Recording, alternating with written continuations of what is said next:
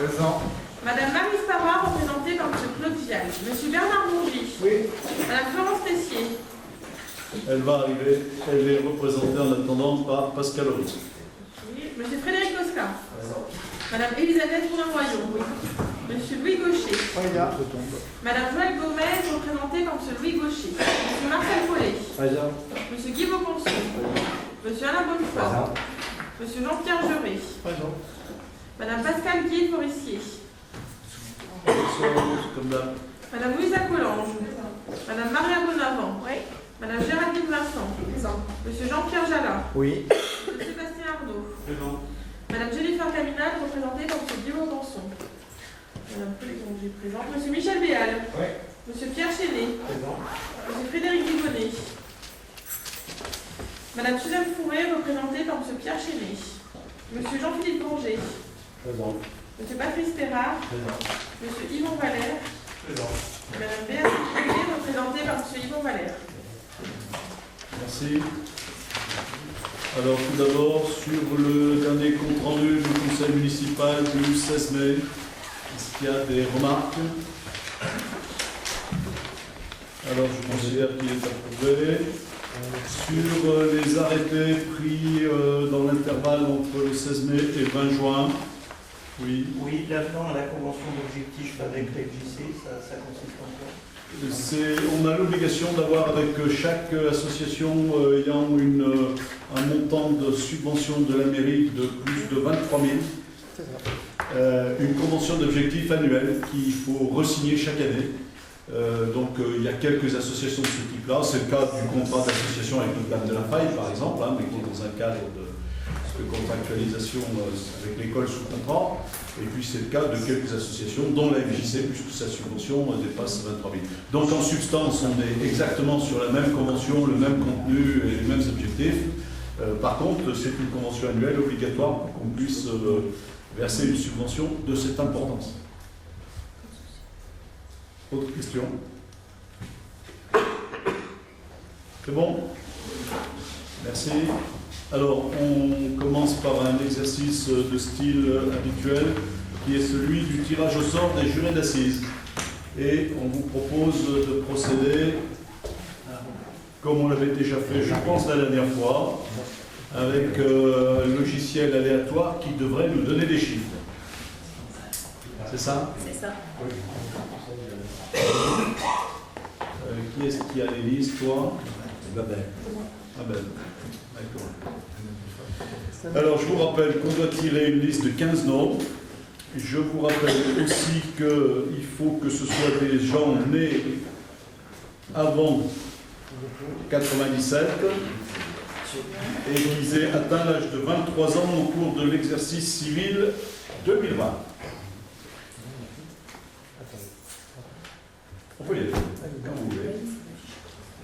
Alors, ça ne l'affiche pas, mais vous avez un numéro. Alors, c'est un numéro secret, s'il y en a un qui veut dire voir derrière. 1858. Bon, c'est M. Chevalier du syndicat des eaux qui se spécialise dans les tirages de jurés d'assises. 1858. Il faut ça. 59.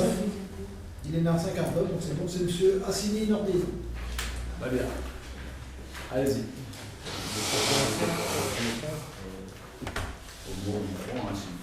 2567. 2567. C'est pas bête.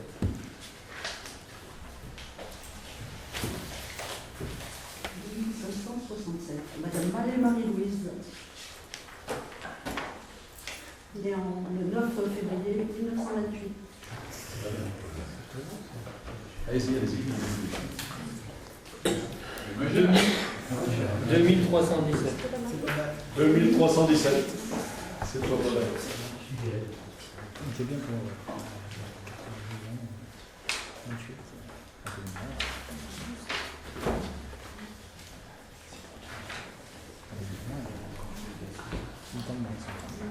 Alors, c'est Madame Fructoso Aurélie, née Hipposaïque, née le 21/8/1980.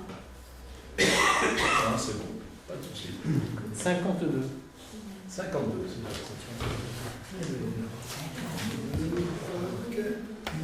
Alvarez Olivier, 78. Ça va être difficile. Ouais. Un militaire de carrière qui était plus souvent sur la mer, qui est.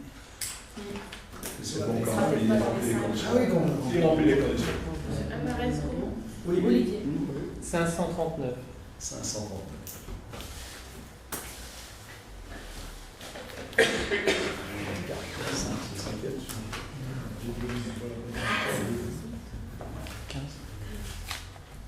C'est bon aussi, 88. Monsieur Bonisol Florin. 3227.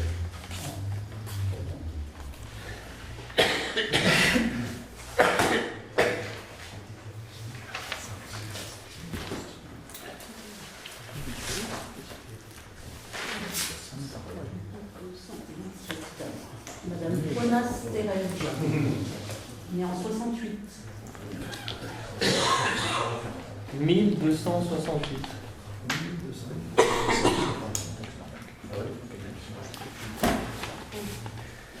C'est bon, en 90, Madame Didier Aurélie. Didier, son nom de famille, Aurélie. 1583.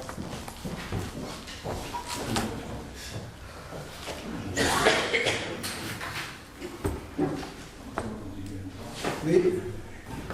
1991, Escudero Thibault. 2316. 316.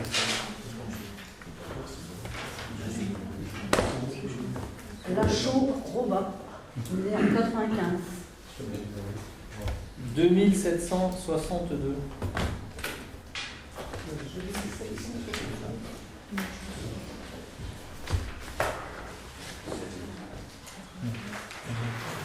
De 1762, Madame Payon Sylvie, née en 65. 256.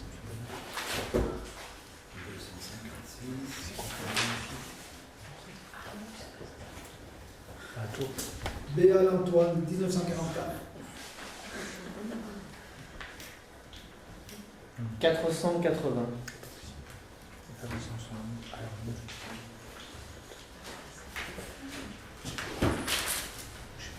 Oui, aussi. Bonnet Lucie, 1970. 319.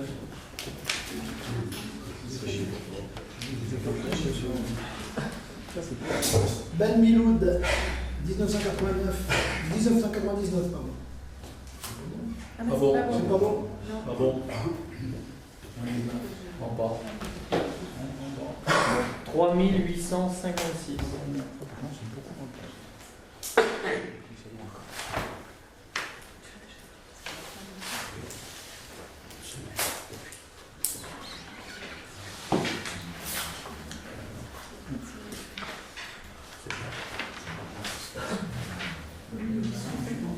Il est né en 95 et c'est Tessier Benjamin.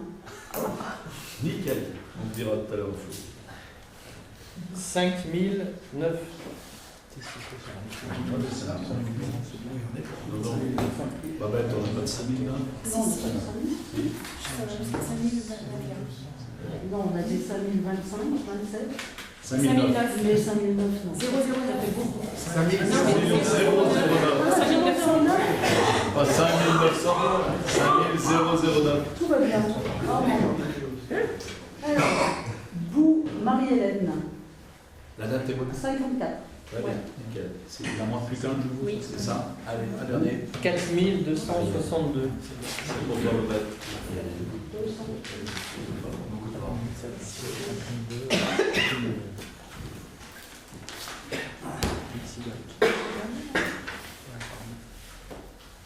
Et bien, c'est Tranchard Gaëtan. Ah non, c'est pas bon, il est né en 99. Un autre. Ah merde. 3423. Combien? 3423.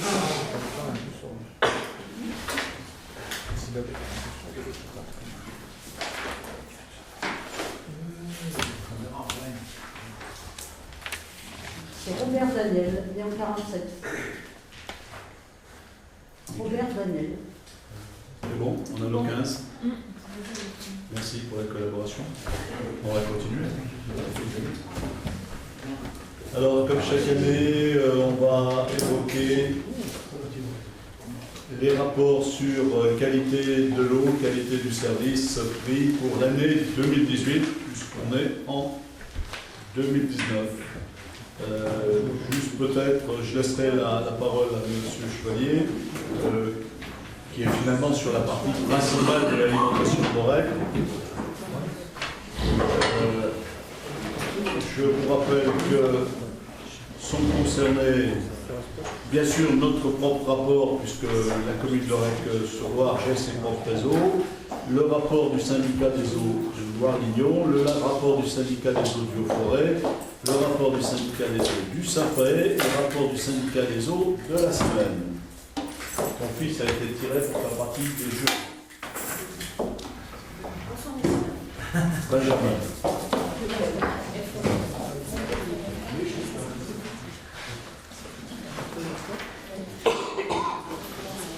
En appréciation générale, puis je laisserai la parole à M. Chevalier, ce qu'on peut dire, c'est que, bon, on trouve dans ces rapports qui sont copieux, épais, et que vous pouvez, bien sûr, en mairie et consulter, des résultats en termes d'abord d'analyse sur les divers secteurs de la commune, des résultats en termes financiers. Donc, ce qu'on peut peut-être regarder, si vous voulez, c'est que sur ce qui nous concerne le plus directement, c'est-à-dire 3000 abonnés à nous, en ce qui concerne les analyses effectuées, je le rappelle, par l'ARS et de manière aléatoire, il peut y avoir des analyses supplémentaires qui sont faites à la demande des particuliers quand ils jugent en expertise leur propre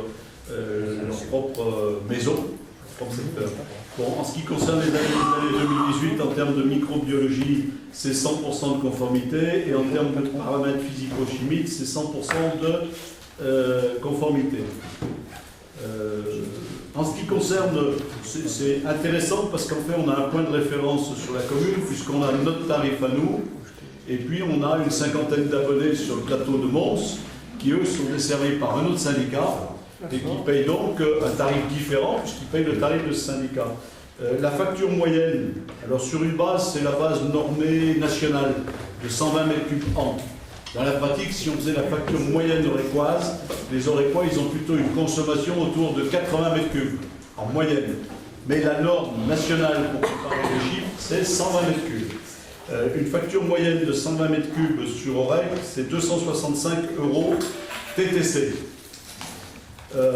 Si on prend le syndicat du Haut-Forêt, donc en termes d'analyse, on est aussi sur du 100%, que ce soit sur les analyses microbiologiques ou sur les paramètres physico-chimiques. En tarification, en facture moyenne, ça vous aurez les deux chiffres en tête, c'est 426 €. Voilà. Donc ça vous donne une idée du prix de l'eau sur des secteurs proches qui nous entourent. Vous pourriez faire la même comparaison sans doute avec Unieux, avec un certain nombre de villes équivalentes, et vous retrouveriez les mêmes écarts. Ce qui concerne les missions du Saint-Paé, on est plutôt sur des missions qui sont pour nous les missions de secours. On adhère au Saint-Paé que pour la fonction de secours à partir de la ressource du Lignon, dans l'hypothèse d'une fermeture de la canalisation principale du barrage de la Valette. Il faut savoir que cette année, ça a été une réalité pendant 8 ou 15 jours. Voilà, on a eu une bonne semaine, il y a eu un basculement, ce qui a été parfaitement transparent pour les Orécois. Ils ont dormi tranquilles pendant qu'en fait, leur alimentation principale était coupée et l'alimentation de secours était mise en route. On est sans doute une des rares communes du secteur, n'est-ce pas, à bénéficier de cette sécurisation. C'est-à-dire la chance d'avoir des ressources alternatives qui peuvent être déclenchées immédiatement et qui, entre autres, par exemple là sur cette séquence, permettent aux gestionnaires de faire des travaux sur le réseau principal sans qu'on soit, nous, coupés pendant 4 jours ou 5 jours. Voilà. Donc le Saint-Paé, on adhère pour cette seule mission, donc c'est très limité, c'est quelques milliers d'euros par an, et on ne paye que l'eau qu'on consomme à ce moment-là. Voilà, donc ça entraîne très peu de surcoûts et on dispose de cette source supplémentaire. Voilà.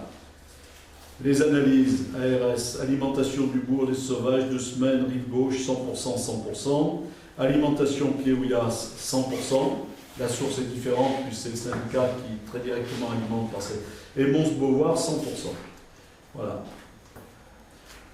Ce qu'on peut dire aussi dans le rapport général, c'est que sur l'année 2018, 3 km sur Hermé, 4 km sur Nurol, les Combes, Nurlet, et 35 000 € de travaux sur des réseaux divers, des interventions plus ponctuelles, moins linéaires sur l'ensemble d'un réseau.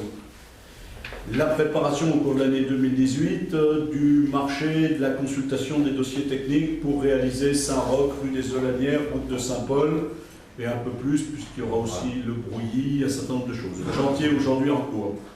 Voilà. L'état de la dette générale du budget de l'eau était de 300 000 € au 1er janvier 2018. Voilà. Ce qui est faible pour un service de l'eau. Voilà, ça c'est les généralités. Monsieur Chevalier, je vous laisse la parole sur la part principale du syndicat. Oui, alors donc le rapport s'affiche, c'est Monsieur le maire, bonsoir à tous. Donc en ce qui concerne le rapport sur la qualité et prix du service, donc en fait il y a 5 parties. Une première partie qui caractérise le service, une deuxième partie qui parle du tarif, une troisième qui parle des indicateurs de performance du réseau, une quatrième des financements des investissements, une cinquième sur l'action de solidarité, de coopération au niveau de l'eau. Donc en fait, la première partie, rapidement, c'est effectivement le fait de la gestion expliqué, parce que en fait, ce document est destiné au public, donc il faut qu'il sache effectivement comment est régi le service de l'eau et qu'est-ce qui se passe dans ce service. Et ensuite, il y a une synthèse que vous pouvez, que chacun peut aller sur le site Service Eau France, qui permet de déterminer la synthèse de ce rapport. Donc on a effectivement pour la partie de la commune, le syndicat des eaux Loire-Lignon qui va gérer la partie des réseaux. Donc là il y a une explication sur le mode d'emploi de la gestion du service.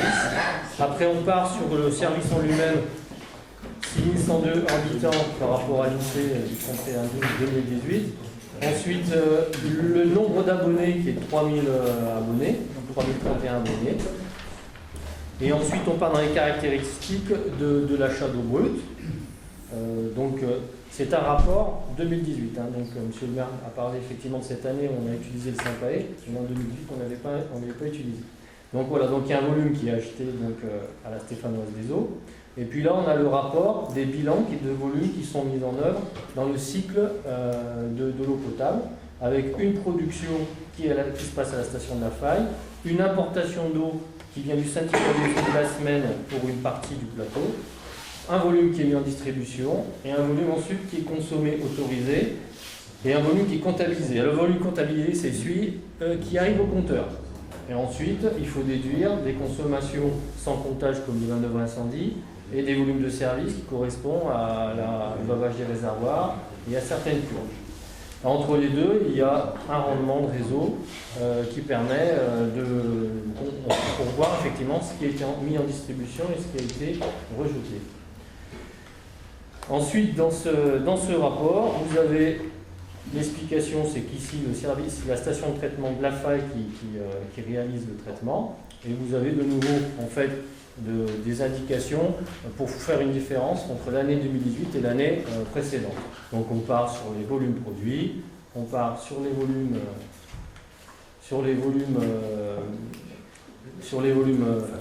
facturés, etc. Enfin, ce que je vous ai montré dans le tableau.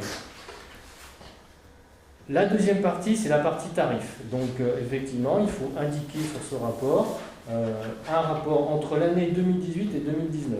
Donc on a les tarifs qui ont été fixés par la collectivité. Et on a effectivement ce qui est le plus important, c'est la facture de l'usager. Donc la facture type pour une facture de 120 mètres cubes, qui effectivement pour l'année 2018, comme disait M. le maire, on est à peu près à 2,209 € pour 120 mètres cubes. Et pour l'année 2019, on est à 2,15 €.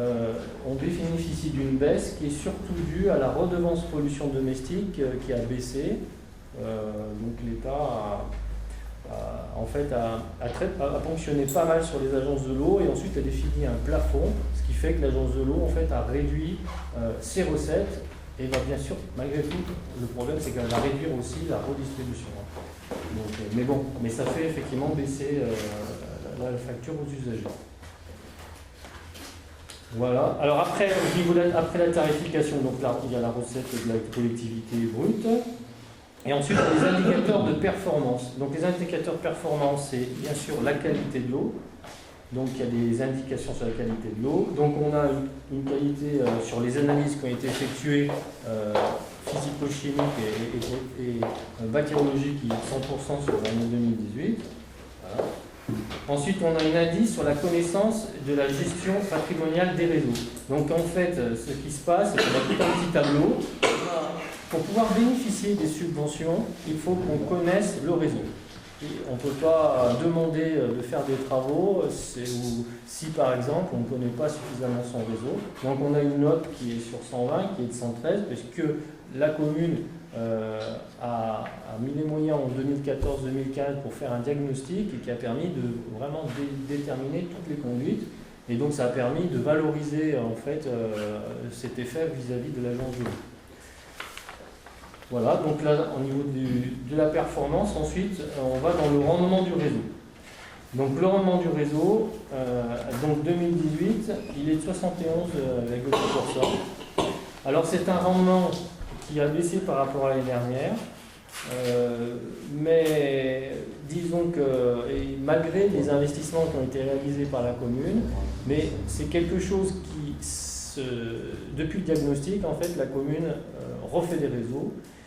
Et on a bénéficié l'année dernière effectivement de bons rendements parce que justement les réseaux étaient assez récents. Ce qu'il y a, c'est que les réseaux qui sont encore anciens à changer, eux, ils ont bénéficié par contre de la pression qui a augmenté. Parce que vous savez que sur un réseau, on a une pression déterminée par la hauteur de la station de traitement.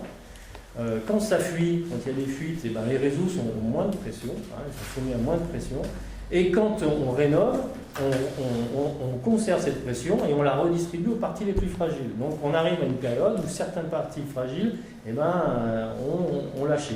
Donc le syndicat des eaux a fait de multitudes de réparations, tout ce qui sortait, etc. Mais là, effectivement, on voit qu'il faut continuer cet épisode d'investissement pour justement continuer à obtenir ce résultat. Voilà. Et le syndicat, lui, réalise des recharges de fuite pour pouvoir améliorer son rendement. Et là, on va remonter ce rendement petit à petit.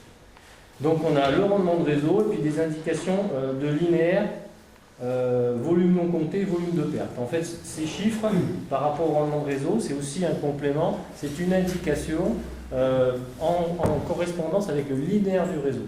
Donc c'est ces trois éléments qui se suivent. Et le taux, et ce qui est important par rapport à l'investissement de la commune, c'est qu'on a un renouvellement de réseau. Et vous voyez qu'en cette année 2018, on est à 4,3 km renouvelés. On est donc à un pourcentage de 3,25% de renouvellement, et qui était élevé déjà aussi en 2017. Il faut prendre une comparaison. La moyenne nationale, c'est 0,7%.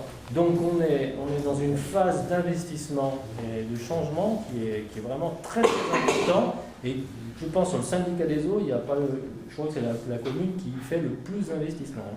Et le résultat va se faire sentir, ça c'est sûr. Donc c'est vraiment un lancer sur la qualité du réseau et de l'eau qui est importante. Ensuite, sur la protection des ressources en eau. Alors c'est un facteur qu'on ne peut pas tellement faire évoluer à notre niveau, puisque en fait la protection, on utilise l'eau du barrage de la Valette, et en fait c'est donc le propriétaire du barrage de la Valette qui maîtrise cette condition de la protection de la ressource. Donc actuellement on est à 60%. Pourquoi ? Parce que l'arrêté préfectoral a été donné, mais tout n'est pas acquis en termes de terrain, en termes de mise en place de procédures, c'est en cours, mais ça dépend que du propriétaire. Voilà.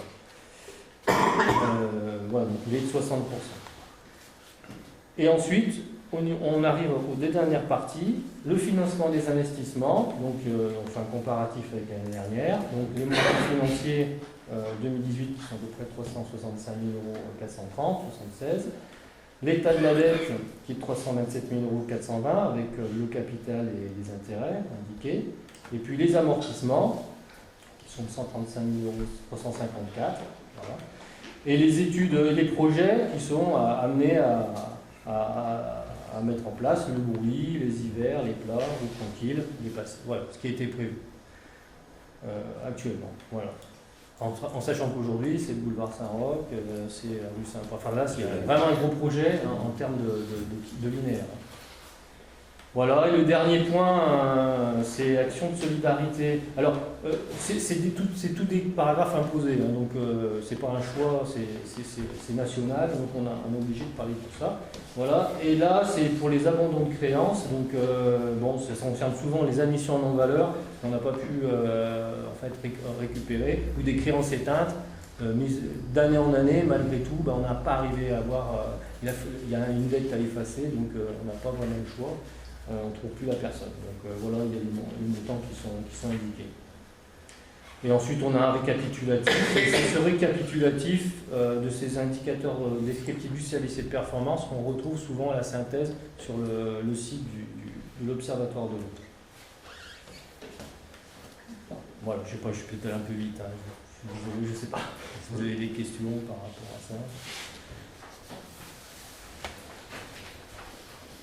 Ce qu'on peut dire globalement, il y avait une question la dernière fois sur au moment où l'eau va se transférer, puisque logiquement au 1er janvier, la gestion de cette compétence sera effectuée par les communautés de communes, après le transfert à une manière de l'assainissement, c'est qu'en fait, on transfère une situation saine, maîtrisée, avec un bon niveau d'investissement.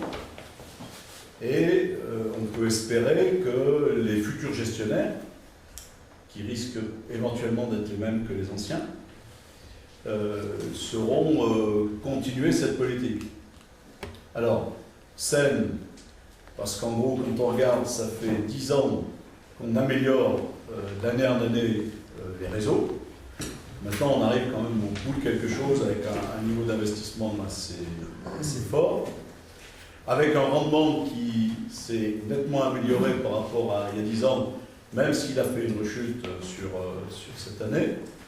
Et ça montre bien, et comme ça amène chacun à être bien lucide, il reste encore du travail à faire. Et d'ailleurs, il en restera toujours, puisque un réseau, c'est vivant, et quand on a fini de le renouveler, ça ne veut pas dire qu'il est neuf, ça veut juste dire qu'on a fini de le renouveler, et qu'il faut sans doute retraiter les quartiers les plus anciens, ou améliorer des réservoirs, ou améliorer la station, etc. Donc c'est un cycle permanent, c'est à ça que sert, entre autres, le paiement des clients. Hein.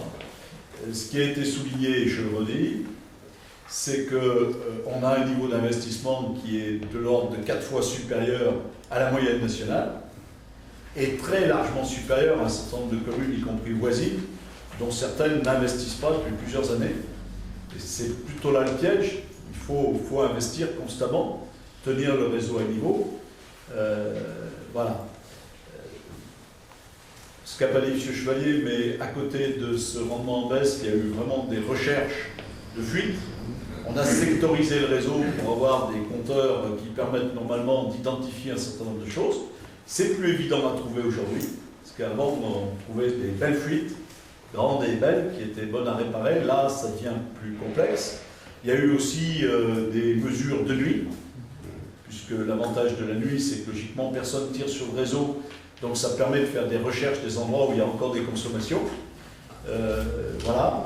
Donc on continue à faire ce travail quotidien, discret, y compris parce que nocturne, de recherche et d'affinement de tout ça, de maillage du réseau avec des compteurs divisionnaires, avec des enregistreurs qui permettent à des moments donnés d'essayer de constater ce qui se passe. Voilà. Donc, globalement, une maîtrise de sujet. Il reste un sujet qui fait les joies des gens sur Facebook, c'est la notion de turbidité. Alors on voit bien comment il s'est déplacé dans le temps. Donc je pense qu'on a une habitude, c'est par rapport aux travaux qu'on fait, ce que moi j'appelle le service après-vente. C'est-à-dire quand on fait des travaux dans un quartier, c'est d'aller constater avec les habitants, les usagers, la satisfaction qu'ils ont après ces travaux ou l'insatisfaction et les quelques erreurs qui ont pu être faites ou qui doivent être rectifiées. N'est-ce pas, Alain? Donc en particulier sur l'eau, c'est un travail qui est fait systématiquement, c'est-à-dire quand on a refait une rue, eh bien on reva chez les mêmes usagers qui avant avaient des raisons de se plaindre, une eau trouble, etc., des accidents réguliers et des problèmes de consommation, et on va constater avec eux quelle est l'amélioration, etc. Ce qu'on peut dire par exemple cette année, c'est que sur Murol, Murlé-les-Combes, on a eu un test en vraie grandeur avec l'incendie. Parce qu'un incendie, c'est catastrophique pour le réseau. Ça veut dire qu'on tire des quantités d'eau brutalement sur un réseau, et c'est en général là que s'il peut y avoir des désordres, on les provoque. Il n'y a pas eu de désordre sur Murol, Murlé-les-Combes après l'incendie. Les usagers ont constaté qu'ils avaient la même qualité de vie.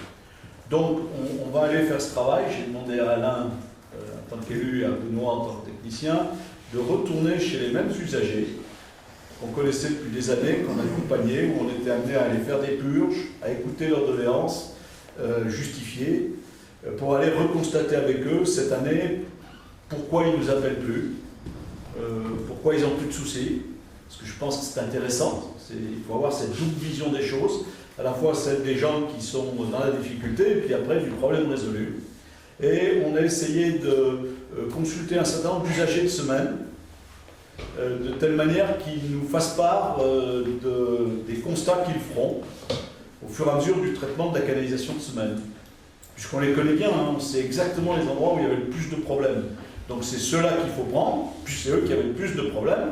Et puis, le chantier étant avancé, pouvoir constater avec eux en quoi on a résolu ou pas leurs problèmes. Voilà. Donc on fera aussi le travail tout au long de l'année, parce que je crois que le mieux, c'est de ramener le témoignage des mêmes personnes qui ont témoigné de leurs difficultés, fort légitimement, je leur dis. Et non pas d'entretenir comme ça des polémiques quelconques, parce qu'on bosse. Il faut savoir que l'investissement de cette année, ça sera entre 400 000 et 500 000 euros, je vous le rappelle. Hein. L'année dernière, c'était donc du 300 et quelque chose. Là, on est à plus de 400 000 euros. Donc on avance, on avance, on avance. Peut-être la dernière note, c'est qu'on avance, et même si c'est un peu grâce à des taxes, l'eau n'a pas augmenté, elle a même légèrement diminué. L'assainissement n'a pas augmenté, il a augmenté sur les autres communes, pas sur les autres. Et il aura plutôt tendance, sans doute dans les années à venir, à stagner ou à baisser. Donc non seulement on arrive à faire nos travaux à un bon rythme, mais en même temps avec un coût raisonnable pour l'usager. Vous pouvez comparer avec les factures de vos voisins, de Mons, et de monde. Voilà. Donc ça résume un peu tout ça, en vrac. Des questions? Oui. On fait un bilan chaque année à peu près pour l'eau consommée par les pompiers en cas d'incendie. On fait une évaluation. Les essais de poteaux, parce que ça fait quelques années qu'on reprend beaucoup sur la commune des essais de poteaux. Longtemps, on les voyait souvent en œuvre, et là. On fait une évaluation. On fait une évaluation parce que oui, on fait un bilan, mais c'est un bilan évalué, c'est pas un bilan maîtrisé. Je veux dire, y compris parce que justement, quand il y a l'usage de l'eau, l'incendie des établissements taris ou l'incendie dans la colline, je veux dire, le problème principal, c'est pas de compter les mètres cubes, c'est d'y aller et c'est de traiter le problème. Donc bon, on peut pas. On a une évaluation. On a une évaluation. En fait, c'est dans les volumes de service. C'est dans les volumes de service. Dans les volumes de service, en fait, on rentre en compte les manœuvres incendies. On fait une estimation des manœuvres incendies. Mais c'est demander une estimation, en fait. Donc, c'est ce qui est fait. Oui. De même qu'il y a de l'eau qui passe simplement dans le traitement de l'eau, c'est-à-dire qu'on lave les filtres, par exemple, en station. Donc, le volume acheté à la canalisation de la Valette est bien sûr notoirement supérieur à celui qu'on peut avoir au robinet. Mais il y a une logique. Le rinçage des filtres, le fonctionnement, enfin bon, il y a tout un tas de fonctionnements comme ça qui ne sont pas de l'eau vendue. On ne peut pas vendre l'eau aux pompiers dans leurs interventions. Non, je pensais que c'était calculé dans les pertes. Oui, mais en fait, c'est déduit un peu du rendement. Oui, c'est oui. Bien sûr. D'autres questions? Alors, formellement, on doit approuver. Je remercie les représentants là, qui sont là et qui sont régulièrement dans toutes les commissions liées au syndicat des eaux, hein, Loulou en particulier, Alain, j'en oublie, Sébastien, etc. Parce que derrière ce travail, il y a ce que ne voit pas toujours le public ou les habitants. Il y a des réunions régulières, un investissement personnel important. Nos personnels, bien sûr, mais ils sont payés pour. Mais les élus qui sont dans une fonction de bénévolat et de mise à disponibilité et qui passent de nombreuses soirées de leur vie dans ces réunions syndicales et parfois lointaines, dans lesquelles il faut se déplacer. On doit approuver, on doit délibérer pour chacun de ces rapports. Donc la délibération consiste à constater que vous avez pris connaissance des rapports annuels, à la fois ceux de l'ARS et puis ceux qui viennent de vous être présentés, et que vous approuvez les rapports des divers syndicats, syndicat des eaux de Lyon, syndicat des eaux du Haut-Forêt, syndicat du Saint-Cré, syndicat des eaux de la semaine. Des avis contraires? Des abstentions? Je vous remercie. Belle unanimité. Un sujet, la représentation communale au sein des communautés de communes. Voilà un sujet qu'on pensait avoir évacué, puisque la communauté de communes de Loire-Semaine avait introduit ce débat il doit y avoir plus d'1 an. C'était à l'occasion de la réélection du conseil municipal de Saint-Didier. Il se trouve que la nouvelle élection à Saint-Didier entraînait de fait la nécessité de redéfinir le nombre de conseillers communautaires représentant chaque commune, dans un cadre quand même très encadré. Hein. Donc on pensait, comme on avait délibéré, qu'on avait longuement discuté à ce moment-là, et que cette délibération était récente, elle valait pour le mandat à venir. La préfecture nous a fait savoir que non, et qu'elle souhaitait qu'avant le 1er août, on ait redélibéré sur la composition en conseil communautaire de la communauté de communes de Loire-Semaine. Alors, il faut savoir que le texte prévoit un calcul. Merci. Excusez-moi. Non, pas vous. Merci. Si vous vouliez rajouter. Non, je ne voulais pas vous. Merci à vous. Hein. Donc, le texte prévoit finalement une répartition qu'on qualifie de droit commun, c'est-à-dire le texte calcule, en fonction de la population de la communauté de communes, de la population de chaque commune, quelle doit être la représentation de droit commun. Et après, on peut s'éloigner avec des règles précises de cette représentation du droit commun, mais il faut un accord. Et dans cet accord, d'ailleurs, la voix de Aurec-sur-Loire est une voix qui censure. C'est-à-dire il suffit qu'on refuse, ça vaut refus pour tout le monde, puisqu'on est la commune la plus nombreuse et qu'on est une commune qui représente plus de 30% en population de la communauté de communes. Donc on a une voie de blocage, en l'occurrence. Alors, la répartition du droit commun, elle consiste à attribuer 30 sièges à la communauté de communes, 9 pour Aurec, 6 pour Saint-Just, 5 pour Saint-Didier, 4 pour Saint-Ferriol, 3 pour Pont-Salomon, 2 pour La Siauve et 1 pour Saint-Victor. Voilà. 6, 5, 4, 3, 2, 1. À part nous qui sommes à 9. Le débat qui avait eu lieu et qui nous paraissait devoir faire l'objet d'un accord local, c'est qu'on venait, nous, d'une répartition, depuis la création de la communauté de communes, qui avait souhaité faire une meilleure place aux collectivités les plus petites. Si vous voulez, une commune comme Saint-Victor, quand on voit qu'elle aurait un membre au sein de la communauté de communes, ça équivaut à dire qu'on la met dans une situation assez impossible pour travailler. C'est pas tant le poids de son vote, c'est pas parce qu'on rajoute un membre qu'elle va être plus importante dans un vote majoritaire, mais c'est plus dans sa fonction même, dans son travail, dans sa présence quotidienne. Et donc la communauté de communes et les communes, après réflexion, avaient souhaité une répartition un peu plus favorable à la plus petite des communes. Et donc la répartition qu'on avait retenue, c'est une répartition où Aurec n'était pas à 9 mais à 8, où Saint-Just n'était pas à 6 mais à 7, et puis après on retrouvait le 5, 4, 3, 2, mais par contre Saint-Victor, Malescourt avait 2 sièges, qui leur permettaient de se remplacer, de se suppléer, puisqu'en fait on ne peut pas faire appel, vous le savez, aux conseillers municipaux pour nous remplacer. On est obligé d'être là, c'est nous. Il n'y a pas de remplaçant. Enfin, voilà, il n'y a pas de substitution. Voilà. Donc, moi, ce que je vous propose aujourd'hui, c'est de vous écouter si vous avez des choses à dire là-dessus, et sinon, c'est de repartir sur l'accord qui avait fait l'objet d'une assez large discussion, en sachant que pour nous, au REC, être 7, comme nous l'étions avant, être 8, comme nous l'avons été il y a 1 an et demi, puisque nous avons, entre guillemets, gagné un siège dans cette répartition par rapport à avant, ou être 9, ce n'est pas déterminant, et que par contre, pour des communes comme Saint-Victor, être 1 ou être 2, c'est assez fondamental pour se sentir à la fois participant et respecté. Même si, quand on fait le rapport au nombre de gens représentés, ça veut dire qu'ils représentent beaucoup moins d'électeurs, beaucoup moins d'habitants. Hein, mais pour autant, ils représentent une part du territoire. Donc moi, je vous proposerai très simplement qu'on redélibère sur la même répartition qu'on avait choisie il y a 1 an et demi. Est-ce qu'il y a des questions, des interrogations, des suggestions? Des suggestions non, mais puisqu'on représente la même et que la préfecture nous demande de changer, on représente la même, est-ce qu'elle va pas encore le retoquer dans 6 mois? Ah non, non, elle n'a pas retoqué. Elle n'a pas retoqué. Elle nous demande de délibérer. Et ce qui veut dire que si nous ne délibérons pas, au mois d'août, la préfecture appliquera la règle. Donc nous, on sera à 9.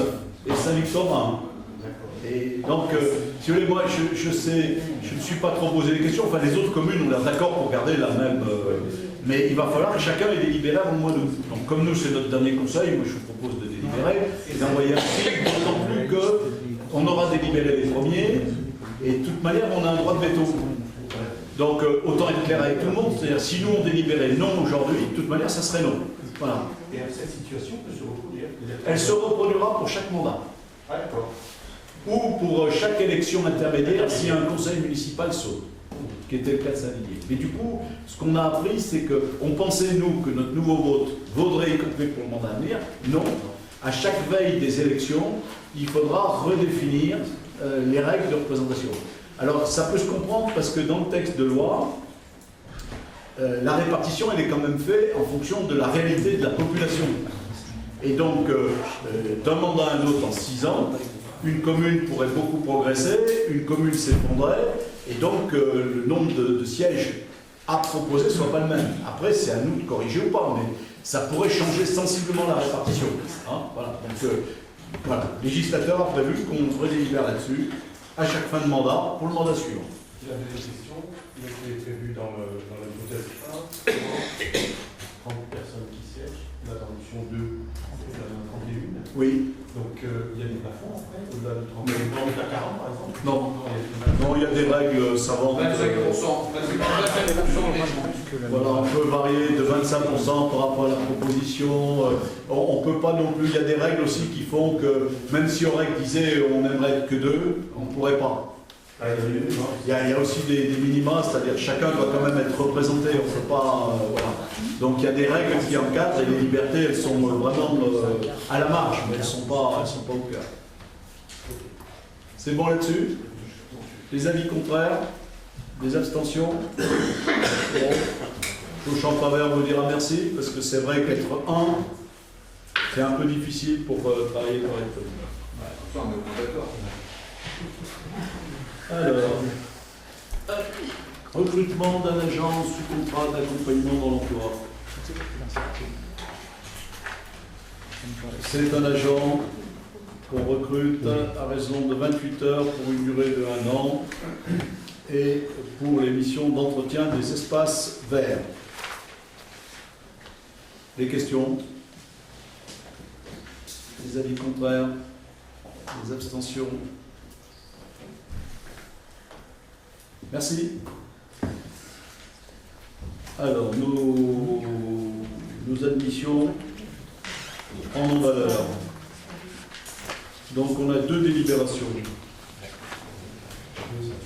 Une délibération pour le budget général de la commune pour 264,84, et ça doit être de l'assainissement, hein, mais comme on n'a plus le budget assainissement, c'est sur le budget général de la commune maintenant qu'on annule ces factures on n'en aura a priori plus dans l'avenir, puisque ce sera plus nous qui gérerons. Et une délibération de même nature pour une facture de 322,05 € sur Teloup. Je vous rappelle que quand on fait une admission en non-valeur, c'est qu'on a épuisé tous nos droits, voire que les familles concernées ont fait l'objet de procédures de surendettement. Et donc, il y a eu un certain nombre de remises de dettes pour ces familles que l'on doit automatiquement appliquer. C'est bon là-dessus? Des avis contraires? Des abstentions? Merci. Transport scolaire. Tu veux le faire? Oui. On veut le faire. C'est pas beaucoup de choses à évoquer, simplement que les tarifs 2018-2019, vous les avez sous les yeux sur le tableau, sont les mêmes que nous reportons pour les tarifs 2019-2020, les tarifs familiaux. Le site, non. Au passage, nous avons un circuit supplémentaire depuis l'année dernière, les Gorges de la Loire, qui est maintenu cette année également. Donc, nous avons un plafond maximum plutôt aux familles de 225 € maxi par an. Et ce tarif est appliqué pour les circuits extérieurs avec Monistrol. On a un demi-tarif aussi pour les internes. Je crois qu'il n'y a pas grand-chose d'autre à dire. Non. En fait, on vous propose de ne pas augmenter, pour être clair, de laisser nos tarifs à l'identique. Des questions? C'est 200 à 300 000 € sur le budget, hein, c'est 300 000 € qui restent à charge pour les collectivités, en dehors du paiement des familles. Hein. C'est-à-dire quand on dit qu'on n'augmente pas, ça veut quand même dire que c'est la part famille qu'on n'augmente pas. Ça ne veut pas dire que le transport scolaire n'augmente pas, et ça ne veut pas dire qu'on ne l'assume pas, au contraire. Hein. Il est largement assumé par les collectivités. Hein. C'est la part, je n'ose pas dire résiduelle, parce que c'est une somme aussi pour les familles, mais elle paye qu'une part faible du coût réel du transport scolaire. Voilà. En moyenne, c'est 30% maximum du coût réel qui est payé par les familles. Voilà. Les familles ne le savent pas toujours, donc vous pouvez leur rappeler de temps en temps que dans ces services-là, elles assurent directement 30% du coût et puis qu'il y en a 70% assumés par la collectivité et pas directement par elle. Voilà. Pas de questions? Des avis contraires? Des abstentions? Merci.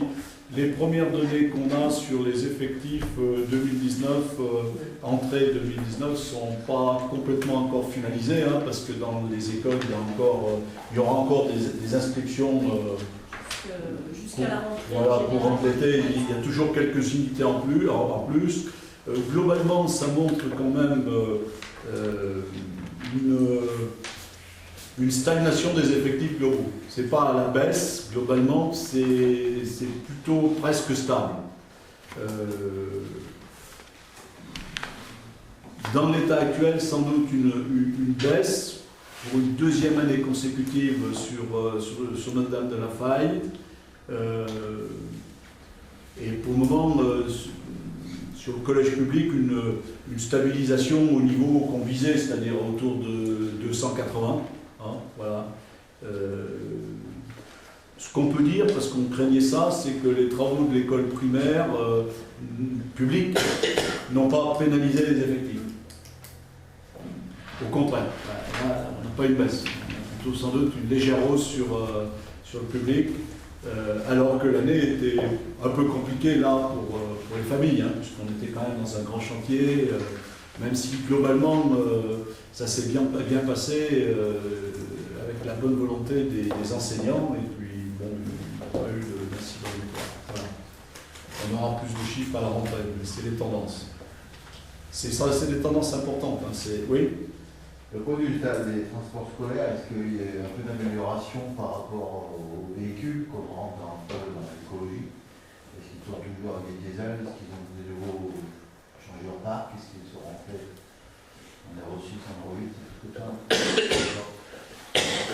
La consultation est faite par la région, enfin, par le département, donc par la région. Par la région. Et c'est elle qui attribue les marchés. Donc c'est une question à leur poser à eux. Hein. Ils travaillent avec le parc existant. Je ferai une réponse indirecte, pas très écolo. Je suis très favorable à ce qu'on améliore tout ça. Mais c'est les familles qui paieront. Non mais il faut bien l'entendre. Hein. Parce que le gouvernement actuel, par exemple, il a commencé à dire qu'il allait enlever les remises faites aux entreprises de travaux publics sur les carburants, qui obtenaient du carburant moins cher. C'est vertueux, donc il n'y a pas de souci, il faut y aller. Il faut toujours bien regarder qui est au bout de la chaîne. Au bout de la chaîne, c'est une famille, un individu qui paye. Donc la vertu pour le moment de l'écologie, si on améliore l'écart, si on va vers des systèmes moins polluants, c'est vachement bien, il faut y aller. Juste, dans le système actuel, c'est les familles qui payent. C'est-à-dire c'est aux familles qu'on demande d'être vertueuses. Mais ce qu'on impose aux entreprises, quand on regarde au bout de la chaîne, c'est nous qui le payons. Il faut juste avoir bien ça en tête. C'est-à-dire c'est une forme d'écologie indispensable, mais qui reste aujourd'hui, si vous me permettez le terme, un peu punitive. C'est-à-dire qu'on peut tout de suite se dire, quand on entend la mesure qui a été présentée dans brillante télé, c'est vachement bien. Les entrepreneurs, ils avaient droit à détaxer leurs trucs, leurs machins. Ils gagnent du pognon, c'est pas de problème, ils détaxeront plus. D'accord. Ça veut juste dire que dans les appels d'offres, la commune d'Aurec ou d'autres, des particuliers, payeront 5, 10 ou 15% de plus. Et ça veut donc dire que qui est-ce qui payera ces 5, 10, 15% de plus? Les impôts, les familles. Donc il faut se méfier, je ne veux pas refaire gilet jaune, hein, mais il faut bien être conscient que quand on dit qu'il faut être vertueux, par de la hausse de carburant, par des trucs, par machin, il faut le volet social. Et que ce volet social, il reste à inventer. Pour le moment, l'écologie, elle progresse, des fois de façon politique. Voilà. Donc s'il y a des améliorations, ça voudra dire que les entreprises de transport auront des objectifs précis sur des engins qui ne sont pas moins coûteux, mais plus coûteux, et que les tarifs de transport scolaire devront être supportés au bout de la chaîne, parce qu'ils ne vont pas le prendre sur leur propre denier, ils le prendront sur leur usagers et clients. Voilà. Surtout qu'on oblige les autocaristes à se mettre aux normes au niveau des véhicules, depuis les 3-4 dernières années, avec un renouvellement de la flotte d'autocars. Donc il y a eu déjà des investissements énormes de fait. Aujourd'hui, on ne peut pas, la transition écologique, on ne peut pas l'appliquer comme ça rapidement, parce que oui, on aura les retombées sur les familles et sur le coût du transport scolaire. Je pense que là aussi, ça peut aller dans un système sur quelques années, voir comment on peut mettre ça en place. Il faut aller vite et fort, mais il faut qu'on nous explique à qui on prend l'argent. Et pour le moment, dans le système actuel, on prend l'argent à la personne, à la famille, au père de famille, à la mère de famille, au gamin. C'est là qu'on prend l'argent pour améliorer la société. C'est là qu'on le prend. Et pas sur les plus fortunés. On le prend sur l'ensemble des familles lambda. Donc il faut faire très attention à inventer un système qui nous mène à une société meilleure, mais sans affaiblir les gens. Enfin, voilà. Hein, les deux volets, écologique et social, ils doivent toujours être menés de pair. Et le volet social, je ne l'entends pas trop. Et je suis très fanat du volet écologique. Mais du volet social aussi. Voilà. C'est bon là-dessus, on a délibéré? Oui, on a délibéré au passage. La délibération suivante, elle consiste à rajouter un certain nombre de tarifs pour des repas de groupe, de la location de tentes au camping des Gorges de la Loire. Tarif dont a besoin la SPL pour son travail, puisque visiblement il y a une demande assez forte sur des petits déjeuners, des plateaux repas, des plateaux pique-nique et des locations de tentes. Voilà, donc je vous propose de rajouter dans les tarifs du camping un petit déjeuner de 3 € par personne, un plateau repas de 6 € par personne, un pique-nique de 3,50 € par personne et une location de tente par personne et par unité de 9,50 €. La SPL a besoin de ces tarifs. Des questions? Un bon démarrage de saison. C'est très marrant parce que le temps est très très contrasté quand on voit le mois de mai. Par contre, très forte présence de groupes structurés, très bon retour. Le triathlon, par exemple, a amené une vraie clientèle au camping. Vraie clientèle sportive qui vient là pour l'épreuve, qui vient passer 2 jours, voilà. Le swim and run, de la même manière, visiblement, a amené une clientèle de passage. Alors, le Tour de France a l'air d'en amener aussi. Il y a quelques centaines de repas réservés au Cèdre Bleu. Donc on voit des retombées économiques de ces groupes. Hein. Voilà. Sur les tarifs, les avis confrères, les abstentions. La fréquentation de début de saison, là, sur mai, est essentiellement locale, 43 aurécoise, familiale. Depuis 2 ans, c'est marrant parce qu'il y a encore un décalage dans l'image des gens. Ils font preuve d'imagination, mais ils ne sont pas conformes à la réalité, quoi, parce que nous, la réalité, on l'a. On l'a à travers les services achetés, les gens présents, la connaissance qu'on a de chacun. Et aujourd'hui, c'est vrai déjà, par exemple, c'était vrai l'année dernière pour la piscine, où les 3/4 de la population étaient aurécoises. Alors c'est vrai qu'il y a des aurécois qui ne vont pas à la piscine, mais ceux qui vont à la piscine, l'année dernière, c'était les 3/4 des clients. Moi, je ne vais pas à la piscine, par exemple. Voilà. Bon, donc pour le moment, un très bon démarrage de saison. C'est assez curieux, parce que le temps est très contrasté. Sur les quelques journées ensoleillées, il y a vraiment une présence. Voilà. 43-11, demande de subvention départementale. Alors, il y a eu une rediscussion, un ajustement avec le département, avec le départemental, sur le contrat 43-11 avec un avenant. Sur cet avenant, le département finançait l'école publique à hauteur de 180 000 €. Dans sa grande générosité, et on le remercie, ça va bien le communiquer, il nous a proposé de rajouter 90 000 € sur cette subvention. Donc de passer cette subvention de 180 000 € à 270 000 €. Voilà. Donc l'objet de la délibération, c'est de demander supplément de subvention. C'est une précaution qu'on prend parce qu'en fait, j'ai pas la certitude qu'il faille une nouvelle délibération, puisque c'est le volume qui change. On a déjà délibéré pour prendre 180 000. Mais si on en a besoin, ça sera fait parce que sinon ça voudra dire qu'on ne pourra pas toucher l'argent alors que l'école elle est terminée en juillet. Et qu'il serait temps de pouvoir faire rentrer les 800 000 € et plus maintenant de subventions, mais qui ne rentrent qu'après le chantier. Et donc, ça nous ferait du bien si on pouvait faire rentrer les subventions diverses. Voilà. Donc, on délibère, si vous en êtes d'accord, pour solliciter 90 000 € de subventions supplémentaires. Je crois que le département, lui, délibère le 4 juillet. Le 1er juillet. À la commission permanente. Nickel. En fait, l'idée, c'est de ce qui n'a pas été consommé dans le 43-11, de répartir dans les autres, dans les mêmes communes, des mêmes EPCI, des mêmes communautés de communes, afin que l'argent ne soit pas perdu. Donc c'est pour ça que l'école élémentaire passe de 10% de subvention à 15% de subvention. Ça a été réparti aussi sur l'ensemble de la communauté de communes, sur les projets qui sont déjà démarrés et presque parfois terminés. On fait partie des bons élèves qui consomment bien les sommes qu'on nous octroie. Donc ça permet, quand il y a un deuxième tour avec un peu de rab, de passer juste devant la table au bon moment. Voilà. C'est dit de manière un peu triviale, mais je dirais les collectivités avec lesquelles on travaille, elles sont conscientes du fait que quand on lâche un dossier à OREC, on le réalise. Qu'on ne fait pas dormir l'argent, qu'on le consomme et qu'il est utile. Et donc, moyennant ça, ils ont plutôt tendance à accepter de nous accompagner. Voilà. Bon, 90 000 € de plus. Les avis contraires? Les abstentions?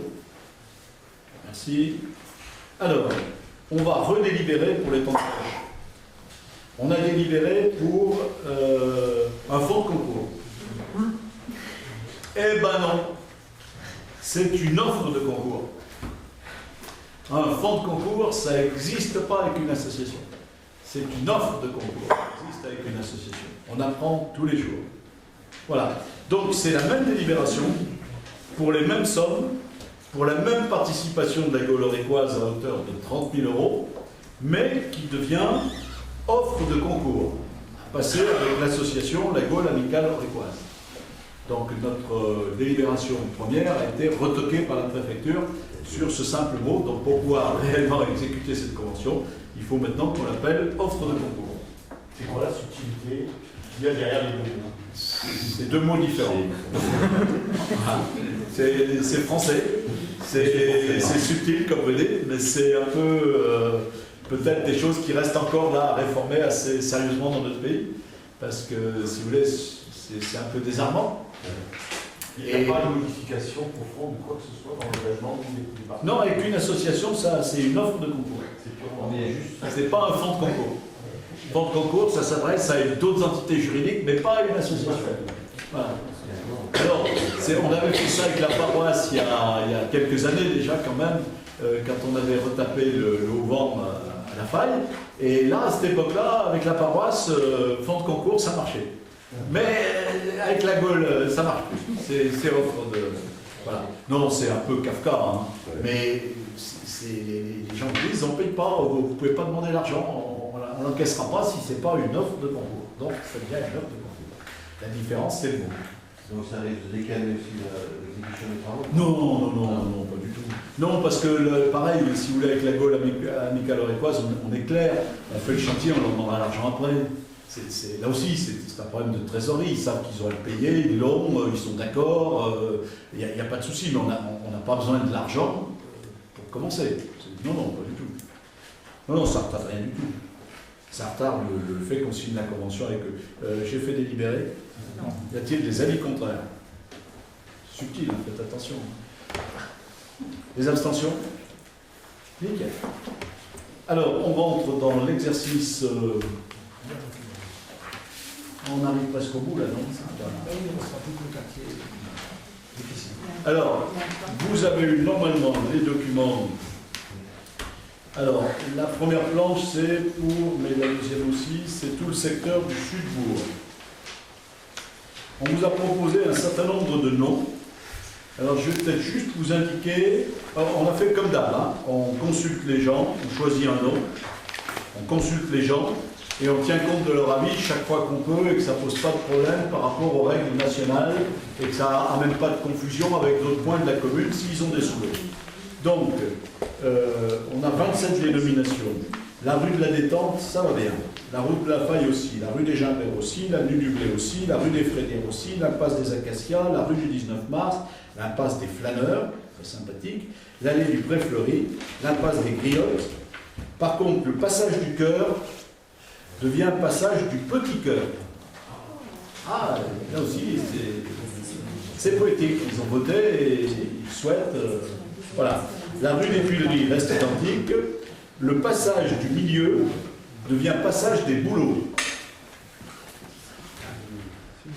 C'est quelqu'un qui ne met pas le milieu.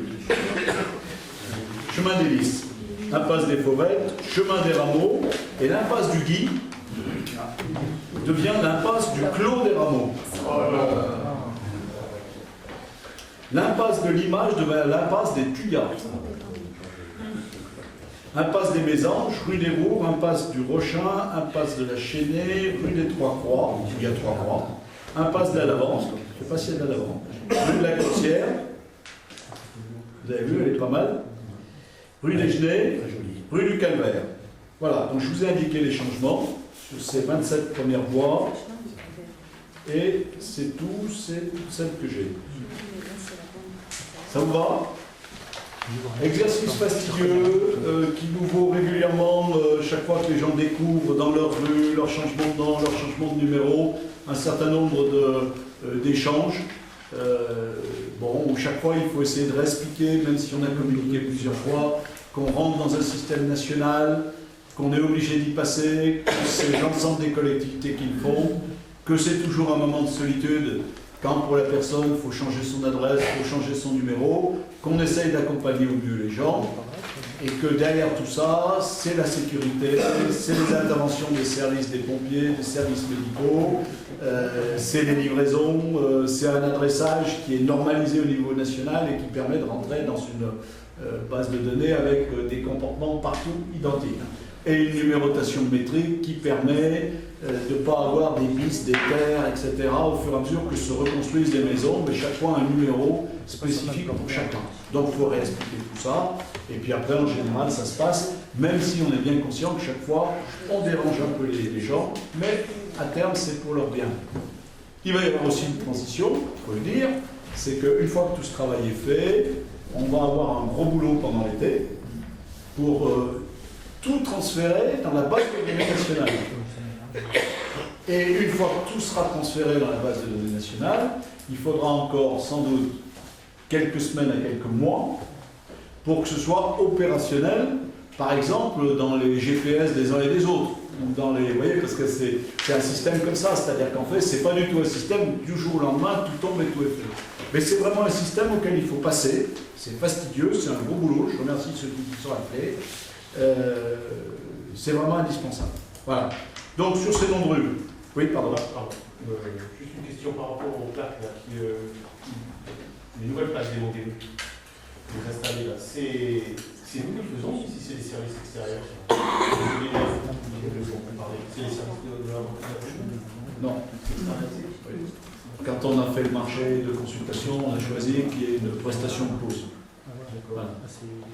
Et vous aurez quoi? On m'a questionné, vous avez commencé déjà vous avez mis directement sur sa maison, la plaque là. Alors il n'a pas été informé quand on était sur sa maison. Donc c'est fait de fait, il y a c'est dans le centre, ouais. Dans le centre? Ouais. C'est dans le centre, dans le centre. Ouais, On est en train de faire des miracles. C'est dans le centre. En principe, dans le centre, il n'y a pas de nouvelle plaque à ce jour. Donc s'il a vu une nouvelle plaque, pas bon. Mais la règle, d'abord, soit on se remet aux mêmes endroits, soit évidemment, si on se met sur la maison de quelqu'un, on leur demande. Il faut l'autorisation du propriétaire. Donc il n'est pas question, alors on pourrait par erreur, j'en sais rien, en poser une, mais ce serait une erreur, une maladresse, voire une faute, parce qu'on ne peut pas poser sur la maison de quelqu'un sans avoir son accord. Il faut qu'on ait son accord, bien sûr. C'est pas possible. Voilà. C'est bon là-dessus? Des avis contraires? Des abstentions? Merci. Des acquisitions foncières. Alors, c'est un ensemble de parcelles qui fait une superficie totale de 26 215 m², au prix traditionnel de 0,25 € du mètre carré, ce qui représente 6 500 €. C'est des parcelles, bonne chance. Mais là on voit mieux, là on voit mieux, là on voit mieux.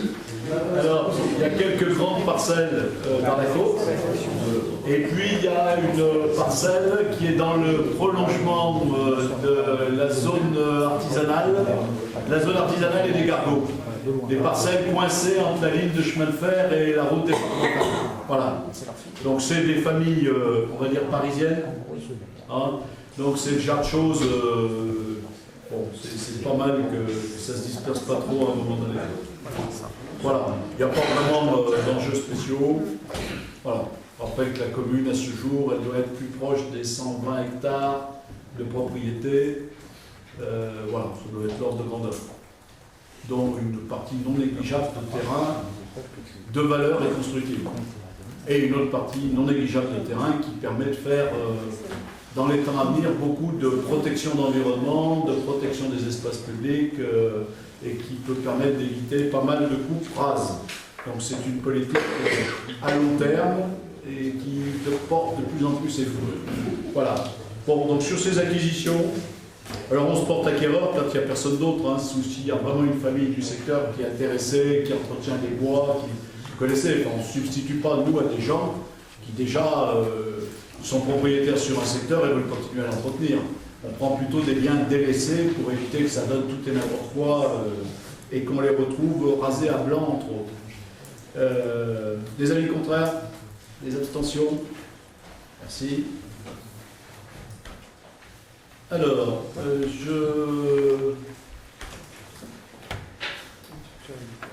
étude sur l'habitat. Je vous propose que nous délibérions et que vous m'autorisiez à lancer une étude. Ça fait déjà 2 ans, 3 ans, 4 ans que je souhaite le faire. Une étude visant à réévaluer l'ensemble de l'habitat social sur notre commune d'Aurec. Ce qui sera intéressant, c'est qu'on arrive à avoir un schéma directeur. On en a techniquement, on l'a dit tout à l'heure, par exemple sur le domaine de la flotte. On a fait une étude générale pour savoir ce qu'il fallait faire sur l'eau, pendant quelle année, quels travaux, comment les répartir sur 10 ans. On a fait la même chose sur l'assainissement. On a la même chose, par exemple, sur nos routes. C'est-à-dire à quel rythme il faut les renouveler, par où il faut commencer, quel rythme annuel on doit faire, etc. C'est-à-dire qu'on essaye d'avoir une pensée organisée sur tout ce qui est périodique. Là, on est sur quelque chose de beaucoup plus sensible, qui est l'habitat. L'habitat sur Aurec et l'habitat social. Bon. Et moi, j'essaye de...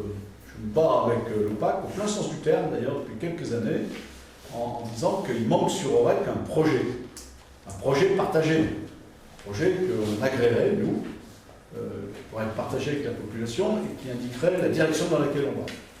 On avait failli y arriver, et puis à un moment donné, l'OPAC a traversé des grosses difficultés financières, et il s'est mis un peu en retrait là-dessus. Ça fait qu'il y a des opérations qui se sont stoppées d'un coup, parce qu'ils n'avaient plus les moyens de le faire, etc. Et donc, il faut que tout ça, ça redémarre. Alors, entre autres, une des opérations qui a été menée, c'est la démolition du Daphné, si vous voulez mettre en tête. C'est-à-dire que restructurer un tissu d'habitat social, c'est rentrer dans des phases de démolition, de réécriture de la manière de vivre et d'habiter aujourd'hui, de réidentifier les quantités dont on a besoin, de réidentifier la typologie de logement dont on a besoin. Il faut être conscient qu'à Aurec, on avait des grands appartements, et on les a toujours, dans nos logements sociaux, alors qu'aujourd'hui, la demande, c'est par exemple 24% de famille monoparentale. Donc une famille monoparentale, ce n'est pas un grand appartement qu'il faut. C'est un appartement qu'elle peut payer, mais qui a la bonne dimension pour l'accueillir, elle, souvent parce que c'est une femme, et ses enfants. Voilà. Donc on a vraiment un travail, puis on a un travail sur l'accessibilité, puisqu'on a énormément de ces bâtiments, c'est-à-dire la plus grande partie sans ascenseur. Un travail sur l'isolation phonique, sur la typologie des logements. Enfin, vraiment, il y a un travail de fond à faire sur le parc social, et on le réclame depuis des années. Donc dans les démarches actuelles, qui sont des démarches où les OPAC ont à réfléchir à s'associer, à se mettre ensemble. L'OPAC de la Haute-Loire est donc dans des fiançailles.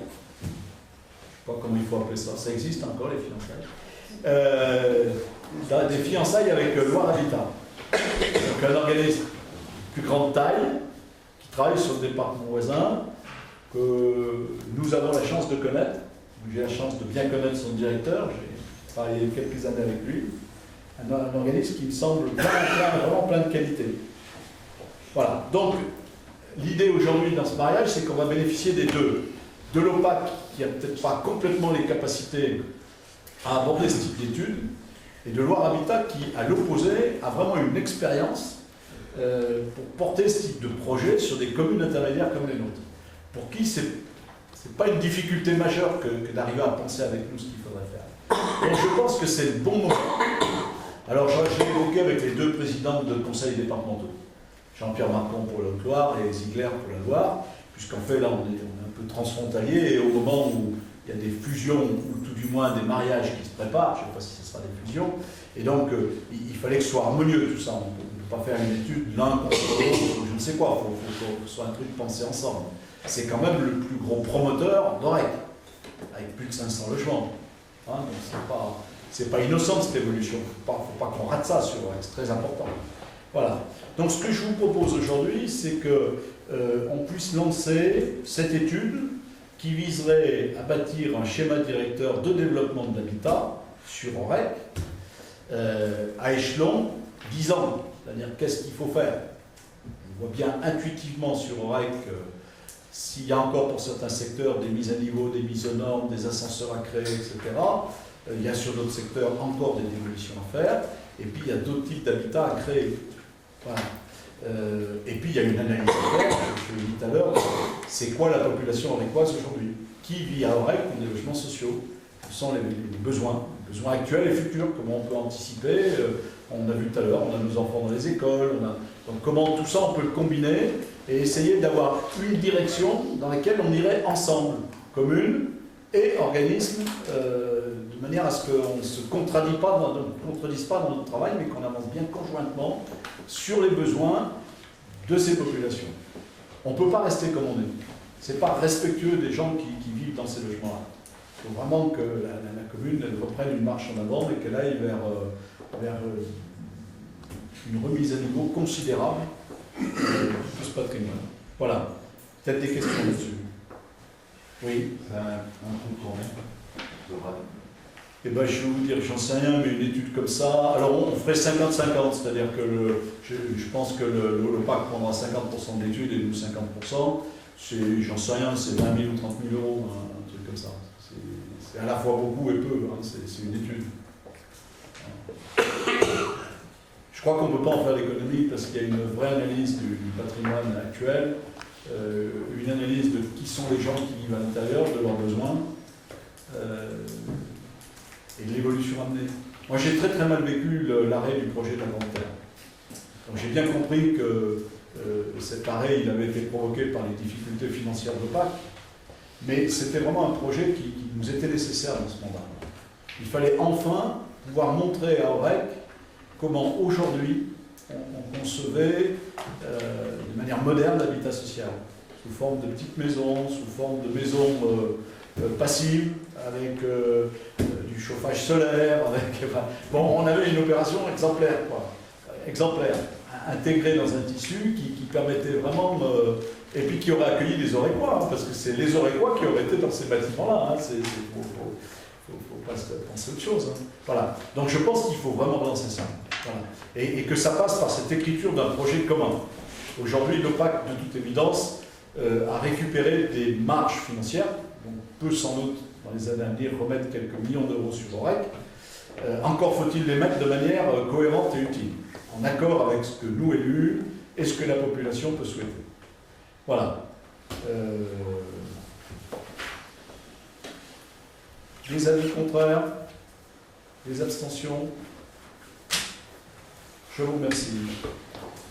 Alors, appel d'offres château. Appel d'offres château. On a globalement... Alors, c'est un appel d'offres sur un objet complexe. Qu'est-ce que j'appelle un objet complexe? C'est un monument historique. Donc, par exemple, quand on parle de maçonnerie, c'est pas monsieur tout le monde maçon. Il y a que quelques entreprises qui s'occupent de répondre. Quand on parle paletterie peinture, on ne parle pas coupe-latterie peinture, on parle gypserie, on parle staffeur, c'est-à-dire des gens qui sculptent le plâtre, qui sont capables de... Quand on parle peinture, on parle souvent rénovation de peinture. Et parfois, elles ont quelques siècles. Bon, donc quand on parle de papier peint, on peut de la même manière être en train de parler de la rénovation d'un papier peint existant et classé. Voilà.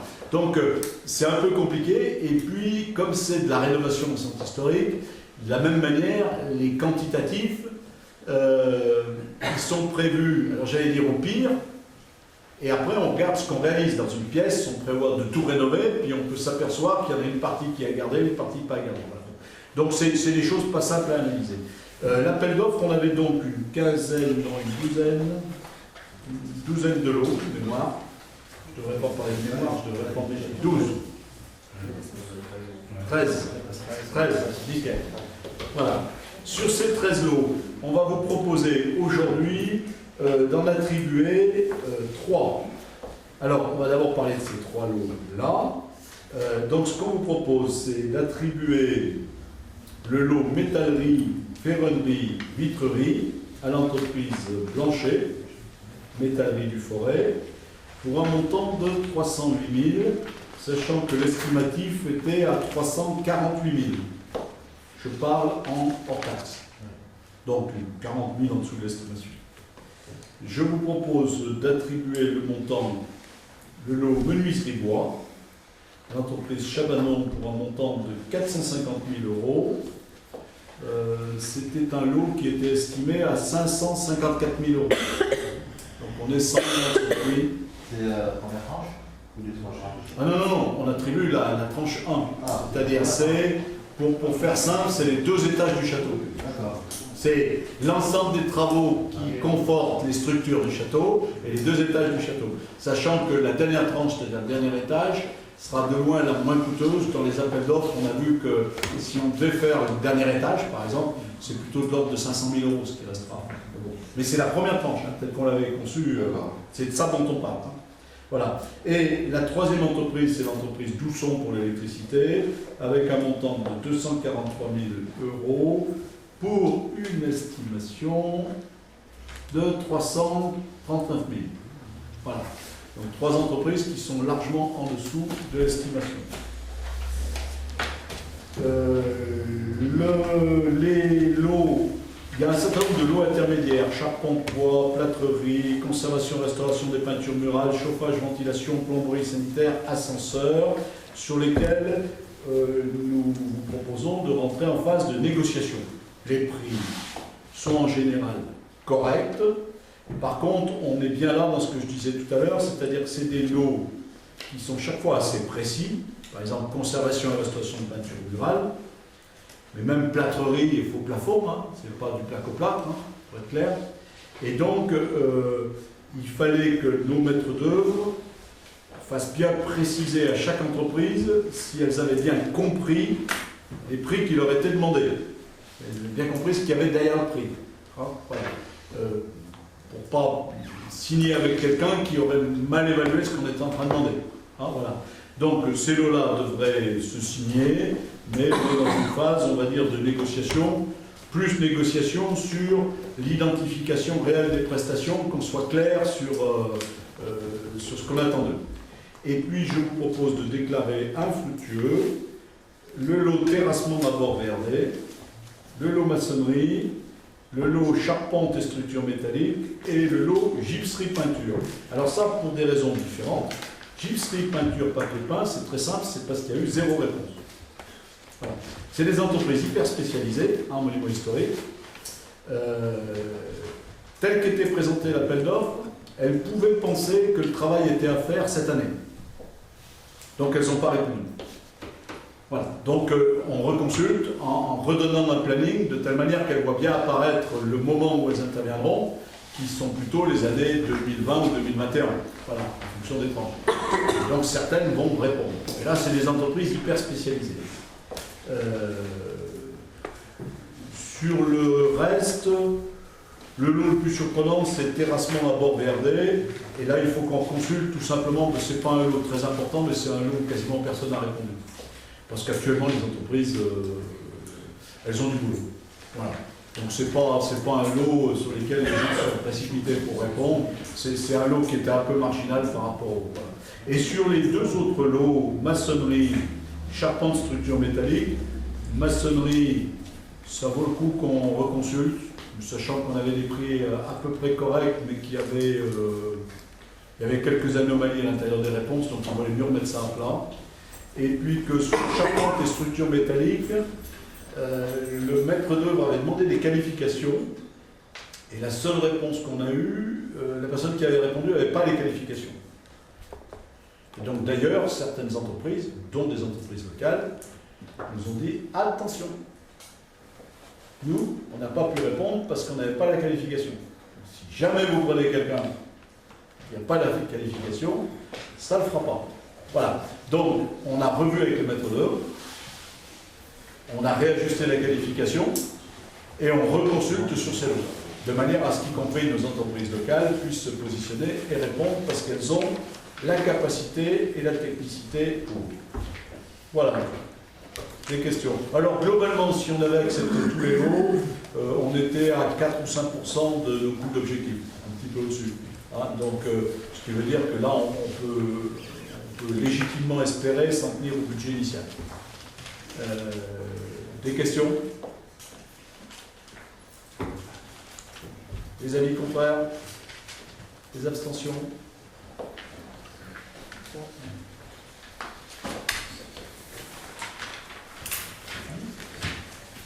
Alors, de manière annexe, quand même quelques remerciements. Un remerciement du président de la crèche pour les relations avec la mairie et les élus. Un remerciement du don du sang, et particulièrement à Chloé, personnel municipal, pour la remise en forme de nos panneaux au rond-point du pont. Avec l'espoir que ces panneaux seront vus lors du Tour de France et que ça suscitera des vocations pour le don du sang. Un remerciement pour de la part du volleyball, qui a beaucoup apprécié les terrains de sable, mais qui a fini son tournoi au gymnase, et qui a donc aussi beaucoup apprécié la possibilité au dernier moment de pouvoir se transférer, avoir quelques aides pour remonter le matériel, etc. de la part des personnels, et du coup de sauver leur journée. Ils avaient une vingtaine d'équipes, donc c'est vrai que, à mon avis, ils ont pris la bonne décision de se rabattre au gymnase, même si ce n'est pas l'esprit des équipes qui viennent, qui veulent bénéficier d'un cadre naturel. Voilà. Un petit mot particulier, c'est celui de Christian Prudhomme, directeur du Tour de France. Donc je me permets de vous le lire, parce qu'il y en a pour tous ceux qui ont travaillé jusqu'à aujourd'hui. Et touchons du bois et espérons que cette manifestation populaire se passera dans les meilleures conditions le jour du 14 juillet, avec un soleil magnifique et pas de problème de sécurité. Ce qui est complexe, hein. On a un gros travail avec la gendarmerie, un gros travail avec les pompiers, c'est ça le plus grand risque, hein. C'est une fête populaire, il faut que ça puisse le rester. Alors, Christian Prudhomme, il m'a fait un petit mot, parce qu'il m'a téléphoné. Je lui dis c'est sympa de téléphoner, mais c'est mieux d'écrire, quoi. Bonjour monsieur le maire, deux de mes collaborateurs étaient en repérage dans la région stéphanoise ces derniers jours, c'est l'occasion du Dauphiné. À leur retour au bureau, ils m'ont aussitôt dit qu'ils avaient été épatés par les décorations mises en place dans votre commune d'Oreille. François le Marchand, notamment, qui a couru 10 Tours de France, qui a aidé Greg Lemon à remporter la grande boucle et qui est un point essentiel de l'organisation, m'a clairement dit c'est extraordinaire, je n'avais jamais vu ça. Merci donc à vous, monsieur le maire. C'est vrai que moi j'ai peint tous les petits vélos en bleu, j'ai fait la déco. Et à vos services, aux équipes municipales, pour le travail bien fait et l'hommage ainsi rendu au Tour de France. Merci à Orec, dont les coureurs découvriront dans un mois le terrible mur. Voilà. Donc ces remerciements, il est évident qu'ils ne sont pas à l'encontre du maire, mais bien à l'encontre des élus qui ont voulu réfléchir sur la décoration, de tous ceux qui accompagnent les réunions, lourdes et fastidieuses pour l'organisation de cette journée, et surtout de tout le personnel qui, une fois de plus, comme chaque année, a su faire preuve de créativité et, semble-t-il, de bon goût. Ah, c'est des années plus fastes, des années moins fastes, mais globalement, les retours qu'on a, malgré un certain nombre de gens qui n'ont peut-être pas le même sens de l'art populaire, le retour qu'on a sur le Carrefour, il est extrêmement positif de la part en particulier de l'extérieur, mais aussi des Orécois, parce qu'on a aussi quelques lettres de félicitations des Orécois.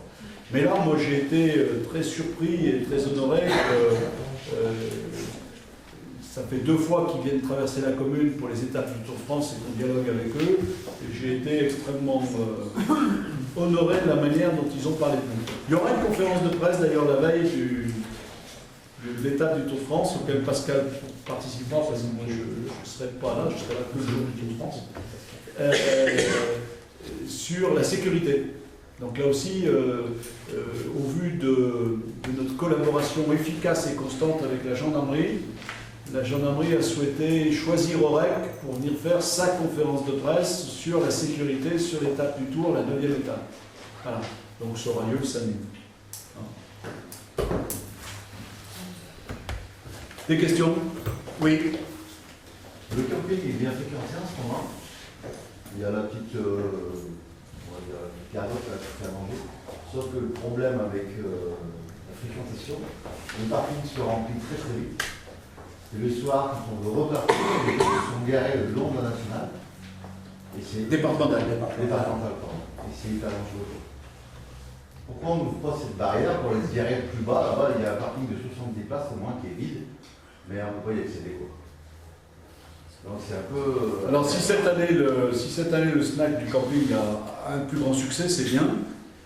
Il était plutôt centré, c'est la même personne qui a continué cette année, puisque je crois que dans la consultation qu'on avait faite, elle devait avoir 3 années, ça doit être triennal. Mais l'année dernière, c'était vraiment un service minimum, mais c'était un service efficace, un service aux campeurs. Donc les campeurs étaient très contents, mais il y avait peu de clientèle extérieure. Parce que c'était... Enfin, c'était comme c'était. Voilà. Par contre, les campeurs, ils trouvaient le service dont ils avaient besoin, ça répondait exactement aux besoins de ceux qui étaient dans le camping. Voilà. Cette année, de toute évidence, ils ont fait un effort. Alors peut-être que cet effort est perçu s'il y a de nouveau de la clientèle qui va manger au camping de l'extérieur. C'est pas la vocation première, hein, parce que comme il y a, j'ose plus dire le nombre, mais plus de 10 restaurants sur Oreuc, la vocation première, c'est pas que le camping, pas plus que le snack de la base loisir, fasse concurrence aux oliviers, au yucca, au carbonaton, à la frontière, à l'ouverture du barrage, etc. Donc on ne vise pas trop dans ces trucs-là à avoir un service qui viendrait concurrencer les autres restos aurécois. Voilà. Donc je ne souhaite pas personnellement qu'il y ait un afflux de gens pour aller manger au camping.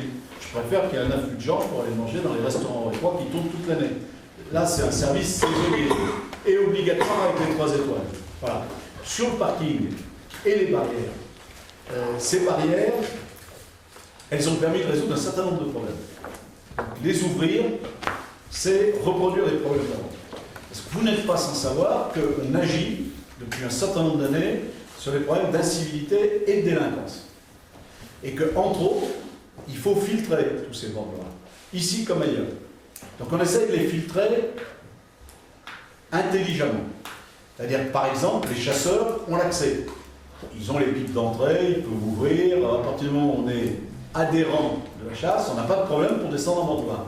Les pêcheurs, de la même manière. S'ils ont une carte à la Gaule amicale aurécoise et qu'ils sont... on ouvre parfois pour des personnes à mobilité réduite. Quand il y a des groupes qui ont des problèmes, où il faut une approche, où il faut qu'ils rentrent. Y compris d'ailleurs sur la base de loisirs, où on autorise systématiquement, parce qu'on a beaucoup de groupes qui viennent d'institutions de personnes handicapées et qui viennent à la base de loisirs. Mais vraiment beaucoup, c'est quotidien quasiment. Et ceux-là, on les accueille, on les fait rentrer, on les gare à l'intérieur, pour qu'ils soient à proximité des services, puis souvent ils ont des problèmes de mobilité ou autre. Donc on a une approche comme ça, mais on filtre. Parce que si vous ouvrez la barrière, vous m'expliquerez comment vous gérez. On avait en permanence des installations sauvages sur ce parking du bas et sur ces bords-là.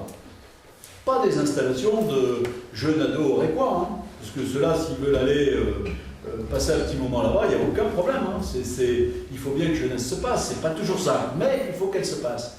Par contre, on avait des personnes extérieures qui repéraient le lieu, qui était ouvert, qui s'y installaient. Et on avait comme ça des communautés qui s'étaient installées là-bas, et sur lesquelles après il était très très difficile d'agir. Parce qu'une fois qu'ils se sont appropriés le lieu, et qui sont là tout le temps, et qui sont nombreux, ça devient une épreuve. Donc non, je ne pense pas qu'il faille rouvrir les barrières. Et après, oui, le parking du camping, de par l'afflux, est un peu petit. Donc il va falloir imaginer une solution, mais elle n'est sûrement pas dans le fait de lever les barrières. Ni là, ni ailleurs. Alors je sais que ça fait râler, il y a des endroits, les gens disaient, mais avant, on pouvait accéder partout en endroit. Mais vous imaginez que, chemin des pêcheurs, les gens, ils peuvent aller en bagnole, au bord de la Loire, pêcher. Donc on n'a pas tout fermé à Oreuc. On est encore vraiment... Il y a de nombreux lieux en France où vous accédez plus sur des bords de rivière comme ça, avec un véhicule. Nous, on peut encore. Mais c'est vrai qu'on essaye plutôt de le réserver à des clientèles posées, avec un comportement familial, qui viennent là pour des activités structurées et pas avoir des activités. Au camping, c'est incontrôlable. C'est incontrôlable. C'est incontrôlable. Pour la sécurité, peut-être aussi. Ah oui, en plus on traverse un camping, c'est-à-dire on traverse un lieu privé, il y a des gens qui habitent en dessous, et puis il faut les voir, il faut voir les groupes. Si vous voulez, on a complètement changé de clientèle, que ce soit à la base de loisirs ou dans ces coins-là. Et donc aujourd'hui, on a des clientèles structurées, point barre. C'est pas une question d'origine, hein, pour être clair. Parce que j'ai pas dit ça. C'est une question de structuration. Les gens qui viennent, ils viennent avec un projet. C'est un projet paisible. pique-niquaient en bord ou voilà.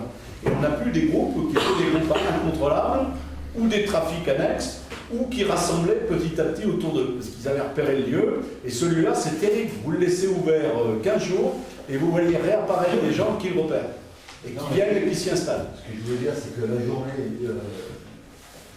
plus de 50% du parking est utilisé par les campeurs. Donc ces campeurs-là, ils pourraient se garer juste après la barrière, qui libérerait de la place sur le parking. Ça, ils peuvent. Et là, souvent, ça, ils peuvent, mais ils peuvent, et oui, mais ils peuvent. Alors, il faut se rendre compte que le camping est inscrit au guide du routard maintenant pour la 3e, 4e année. Que ce camping, il est en train de croître et d'embellir. Il amène lui aussi, il y a eu un changement de clientèle. Un certain rajeunissement relatif, parce que c'est quand même souvent les retraités qui viennent là, mais ça s'est rajeuni. Ça gère plusieurs générations, c'est-à-dire que maintenant, il y a les grands-parents, mais du coup, pendant l'été, on a les petits-enfants, par exemple. Bon. Le passage s'est amélioré aussi, avec un fort pourcentage de personnes étrangères, hollandais, anglais, allemands. Bon. Donc le camping a du succès. Donc c'est sûr que le succès, il faut le traiter quand ça grandit. Hein. Oui, on aura. Je pense qu'on peut envisager d'essayer de mieux piloter, comme vous le dites, les habitants du camping pour les faire stationner à l'intérieur. Mais attention, il ne faut pas qu'on laisse rentrer l'intégralité des familles. Parce que sinon, là aussi, on va avoir des campeurs qui vont louer un emplacement et qui, le week-end, seront 50 ou 20. Alors qu'ils le louent à 2 et qu'ils ont tout à fait le droit d'accueillir leur famille. Mais là aussi, si on veut tenir, il faut tenir. Hein. Au camping, vous savez que ces 3 ou 4 dernières années, on a passé des gens dehors, on a rompu des contrats et on a dit aux gens, vous vous cassez. Parce que là aussi, il faut savoir ce qu'on veut, il faut être relativement clair dans les objectifs qu'on porte. Voilà. Alors oui, je sais, il y a ce problème. Mais c'est plutôt un problème lié au succès du camping. Donc il va falloir le traiter. Ça ne passera pas par le fait d'enlever les barrières. Parce que là, comme ailleurs, il faut donner des limites aux gens. J'allais dire donner des frontières. C'est bon, il y a d'autres questions ? Merci. Bonne soirée à vous. Bonnes vacances d'été. Bon 14 juillet.